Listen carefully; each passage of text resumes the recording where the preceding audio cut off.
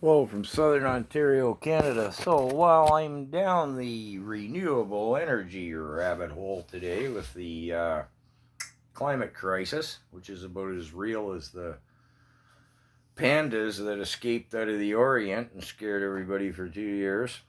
But anyways, renewable energies.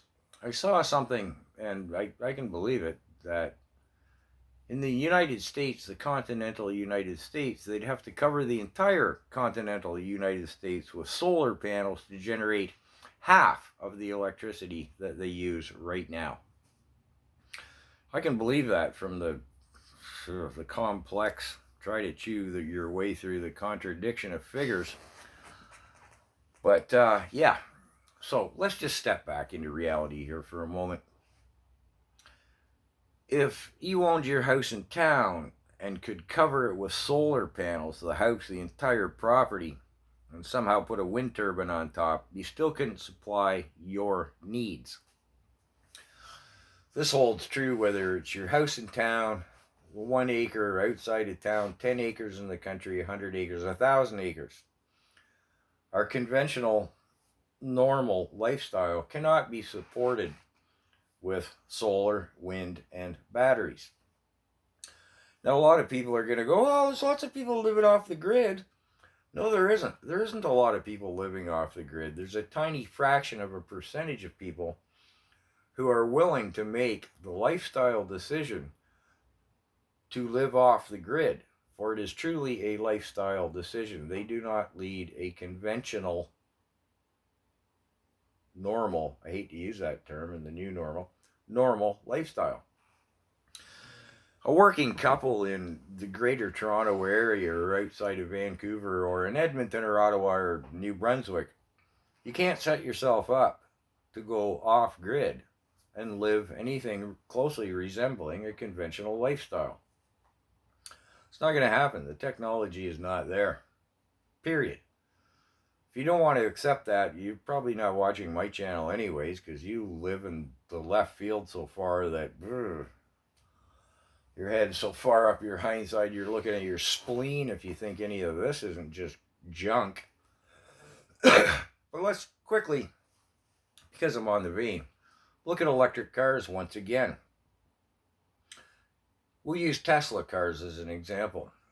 Those things weigh about 1/3 more of a conventional car. Same size car, carrying the same number of people or persons, person, weighs about 1/3 more. So it's going to take 1/3 more energy to propel it, isn't it? No matter where the energy comes from. In this case, electricity, which isn't green.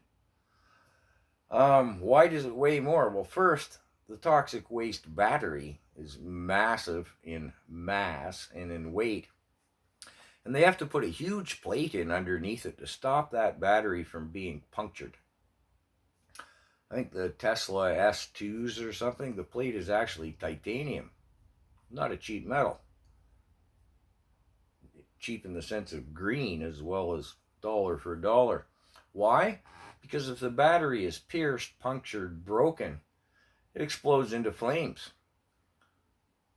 I'll just summate, if you'll bear with me, with the electric cars. How do they burn? Let me count the ways.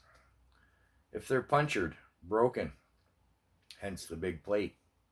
If they're overheated, that can happen during charging. It can happen under a variety of circumstances.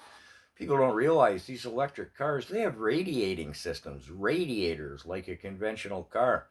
They have to cool the batteries while they're charging, and sometimes just sitting in a hot parking lot in, well, Calgary on a sunny day. Or the batteries will get too hot. Yeah, that's right. They'll burst into flames if they're simply too hot. Well, that takes energy to cool them. So you've charged the battery spends energy cooling itself. Is that green? Yeah, okay. Sure it is. Oh, how else do they blow up? Lots of ways, but we've gone down that rabbit hole before. And on top of it all, now I will come to the summation. These Teslas, You see them go on the highway, they go like stink, man. 800 and 1,000 horsepower. Who needs that?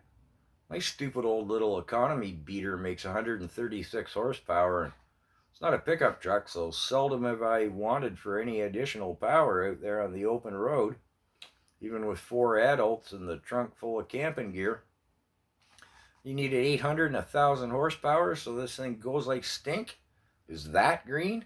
And again, you're accelerating a car whose mass, weight, is 1/3 more of a conventional car. Green? It's not green from start to concept or anywhere along the way. Okay, rant done.